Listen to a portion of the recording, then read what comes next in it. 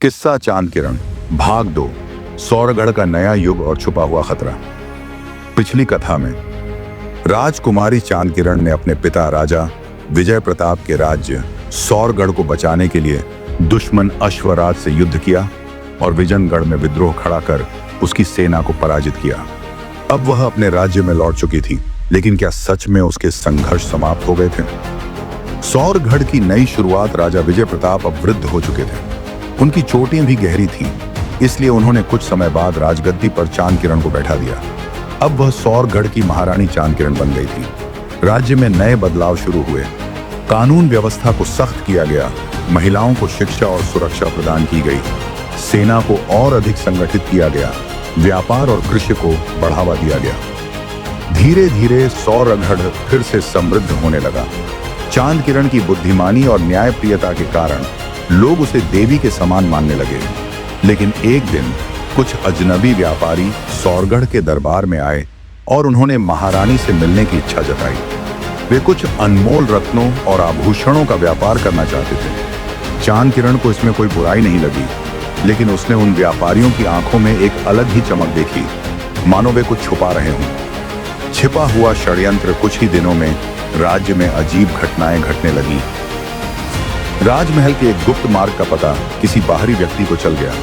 कुछ सैनिक रहस्यमयी तरीके से गायब होने लगे। राज्य के कई गांवों में आगजनी और लूटपाट होने लगी। चांद किरण को संदेह हुआ कि यह सब कोई बड़ी साजिश का हिस्सा है। उसने अपने गुप्तचरों को इन घटनाओं की तह तक जाने का आदेश दिया।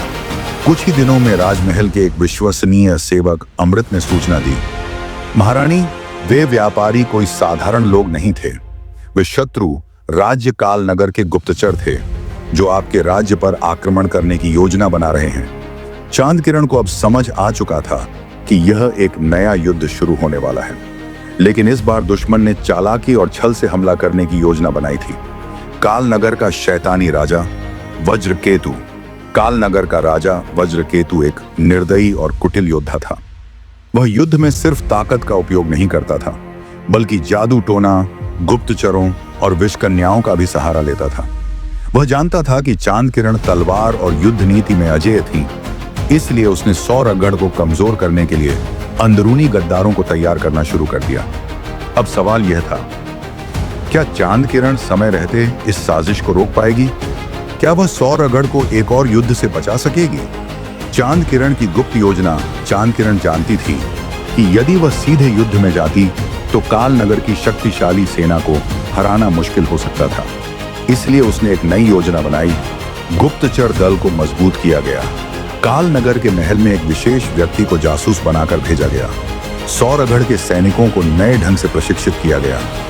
कुछ दिनों बाद चांद किरण को यह पता चला कि कालनगर के दरबार में एक गुप्त शस्त्र तैयार किया जा रहा है, जिससे एक ही बार में पूरे सौरगढ़ को जलाया जा सकता है। यह सुनकर वह चौंक गई। यदि यह सत्य था तो उसका राज्य बहुत बड़े खतरे में था।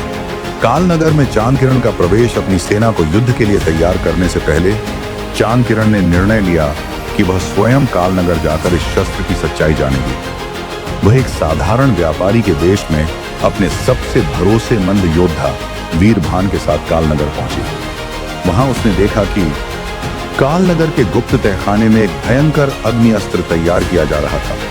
यह एक विशेष प्रकार का द्रव था, जिसे जलाने पर कभी बुझाया नहीं जा सकता था। को अब समझ आ गया था कि यदि यह अस्त्र सौरगढ़ पर प्रयोग हुआ तो पूरे राज्य को बचाना असंभव होगा। अब उसके पास दो ही विकल्प थे।